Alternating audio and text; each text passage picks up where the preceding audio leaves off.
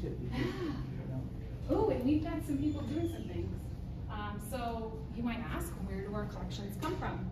The majority are brought to us as what we call salvage. So I had a female northern cardinal hit my window, a window strike. So I knew, sadly, when she had expired, scooped her up, popped her in the freezer, and brought her to work the next day. They took down all my information. They wanted to know, what happened, when did I collect it. So now that northern cardinal is hopefully an undergraduate got to learn and create that specimen that's now in our holding. So that's the majority of new specimens in our collection, but we do fill in the holes in our collection through permitted takes. So we have to get all the correct permits in order to go out and collect them in the field. So it's a freezer? This is one of our freezers, yeah. So with dead animals? Yes. Yeah. Birds? Yes. Oh. Yes. Okay, interesting. Can't take you in there. But I can take you in here. So this is the prep lab. No offense, but we don't want to go there. Yeah, there are dead things here. Oh, prep lab? Yeah, that's fine. There are dead things here. Hello. Hello. I'm Erin. I'm upstairs in the membership. I'm giving a tour. Okay, thank you. You guys are very good. Well, then you can tell me a specimen of a Broadway hawk that was brought to us as a salvage. Beautiful. It's taking me quite a while. I've taken tissues. Yeah. Working on skinning out the wings. And something cool I set out was this bird had a full prop. So if you would like to see what was inside, there was a garter snake. I was gonna say, yeah, okay, got that. Garter snake, katydid, and a grasshopper. Katydid and a grasshopper. So so yeah, that's what I'm doing. So you're studying ornithology as an undergrad? Yes. Good for you. It's interesting. So there's no degree in ornithology per se, but so many people come to it from. You're opening up the stomach, or what is it? I already did. I'm just getting the meat out of the wings so that it can be dried and preserved and become a specimen like those over there. So you're mummifying it? Not quite. So what it's more like is the process that makes parchment. So I'm taking all the gross insides out and then drying the skin.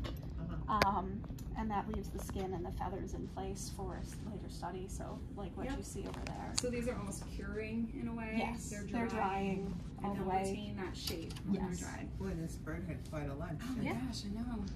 And like to me, when my female northern cardinal was my window strike and I brought it in. What bird it is? I'm so sorry that she died, but I'm so happy. Can you see the backside of it? It could be used for education. Beautiful bird. What is the name of what is the name you said? Broad-winged hawk. Broad-winged. This is where like a lot of people get squeamish, so we don't have to hang out here if you don't want to. No, but the freezer would make me sick. There But you not go. that. Oh, wow. How about that bird? What is that? Oh, this is a red-bellied woodpecker, I'm pretty sure. So did you take out all the flesh inside? I did. Now I think I just need to stuff and like sew it up. So yeah, what he would do next is he's going to fill the inside with cotton to give it its shape. Oh, I see. Yeah.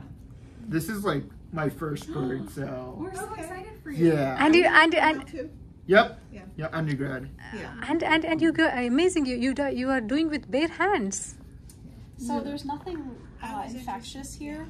Yeah. They've been frozen at -40 degrees to kill off anything that could possibly hurt us.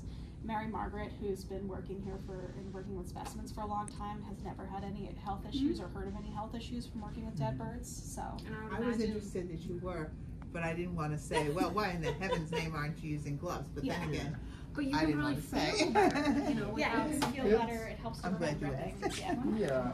Yeah. Oh, thank you so much. Wow, that was fascinating. That's fascinating. Look at your work and interrupt you. We really appreciate it. Are you interested in studying museum studies or just birds, or what do you want to do in the? I am a big ecology and evolutionary biology person, so I do this just to get more hands-on, literally hands-on learning bird physiology. I see. Yeah. And do you think you're going to finish with this, or you don't know yet? I don't know yet, but I think I might do something museum related after I graduate, so. Right. So I know you probably can't predict how much more time this will take you, but what do you think? How many hours to make a skin? So I started this bird this morning. Just this morning. Yeah. So I started this bird. It took it a while to thaw because it was in the freezer. So I started it at about 11.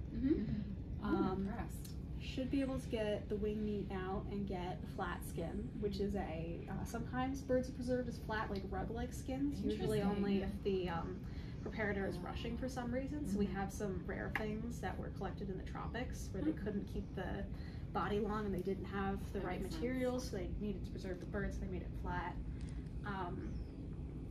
Get the meat out, get all the brains and the goop out of here.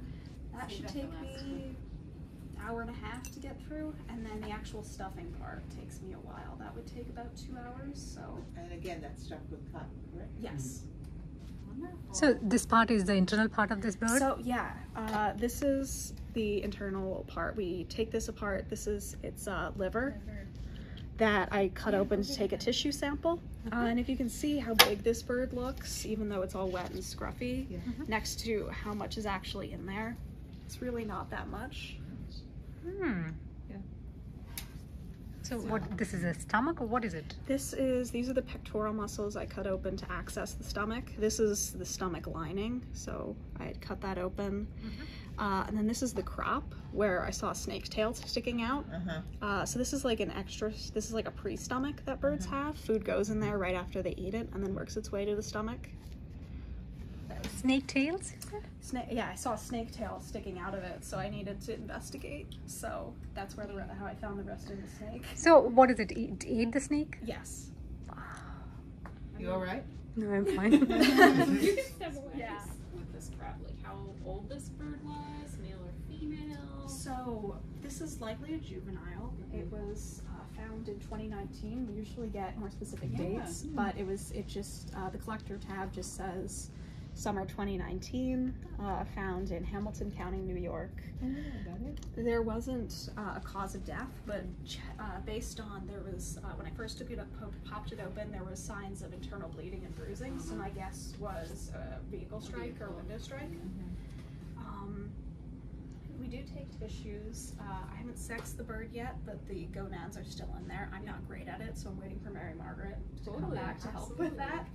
Because especially as juveniles, these things aren't sexually dimorphic visually. Gotcha. I always mix up the gonads and the adrenal glands. So. And the adrenals? Yeah. Easy. So I need to get a little bit of help on that. Fantastic. And do you have like a checklist that you work through, or is it just at this point all up here? Like, oh, next I'll do this, and then I'll do that. I've been doing this for a while, but I do have a printed out checklist that I may or may not have stolen from somebody. That goes through the procedure, certain types of metadata that we take, like skull ossification, molt type. What to do before opening the bird and what to do during prep, after prep? Wow. This is... Why didn't I have a major like this? I would have been good at this. So after, you said after removing it, do you put it for drying? So, opening it to get everything, the rest of the thing is out, and then it dries as it's stuffed. Ah, okay. That's interesting. Rises and stuff. Well, thank you again. Good luck. Thank you. Sometimes I come in here and it's just quiet and nobody's really doing anything. So What a bird over there. Or is that something? We've got. Doesn't smell like Who's this? Hey, what is it? Is it a beaver? Oh yeah, this is a This is a otter. Otter? See the tail? Otter and heron. And this is their vent, so they're. I don't know why they came out of the collection, but. What is that? So there's negative pressure, so it's taking any smell. This is an otter, and I think this is a great blue heron. Yeah. Not a bird expert. And then sometimes we want the skeleton as part of our collection. So the best way, rather than, if you can imagine, The way they do it. skinning bones, are actual flesh-eating beetles.